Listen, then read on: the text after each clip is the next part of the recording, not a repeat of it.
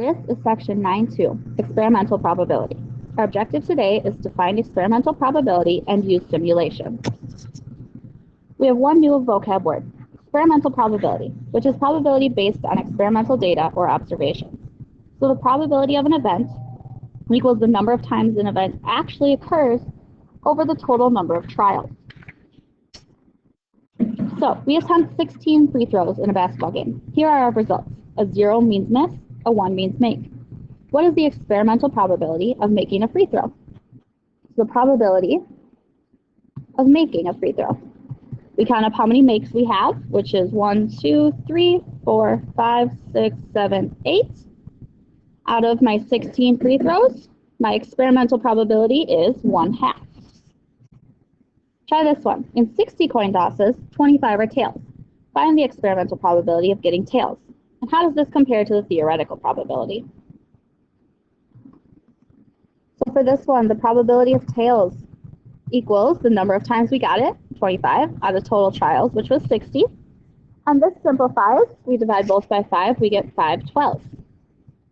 Now this is less than the theoretical probability, which is 1/2.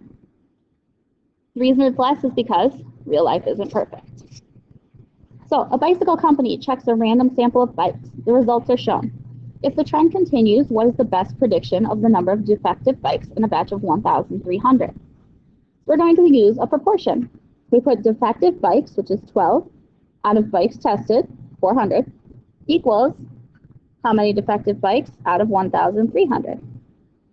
So just like we've always done with our proportions, we cross multiply 12 times 1,300, and then we divide by 400 to get 390 defective bikes. Let's try this one. Predict the number of defective bikes in a batch of 3,500. All right, we would do the same thing here. 12 over 400 would equal x over 3,500. When we cross multiply and divide, we get 105 defective bikes. And now we are going to find the experimental probability that 2 of 3 children in a family are girls, using a simulation. We're going to assume that girls and boys are equally likely. The simulation is toss 3 coins. Heads will represent a girl, and tails will represent a boy. We're going to do this 20 times. So I'm over here and flipping my coins. My first toss, I get heads, tails, tails. Now I get tails, heads, heads.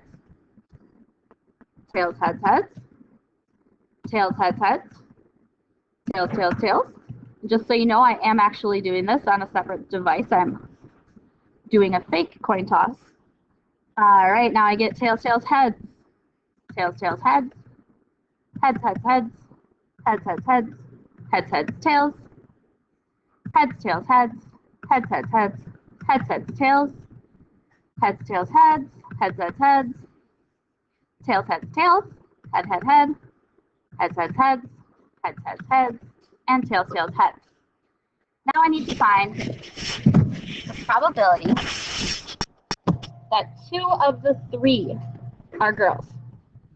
So 2 of the 3 need to be heads. So I've got 1, 2, 3, 4, 5, 6, 7, only 7. The probability is 7 out of 20, that 2 out of the 3 are girls. Now the probability that all 3 are boys, let's do that in red. So all 3 are tails. 1, only 1. 1 out of 20 probability that all 3 are boys. Here's your assignment. Bye now.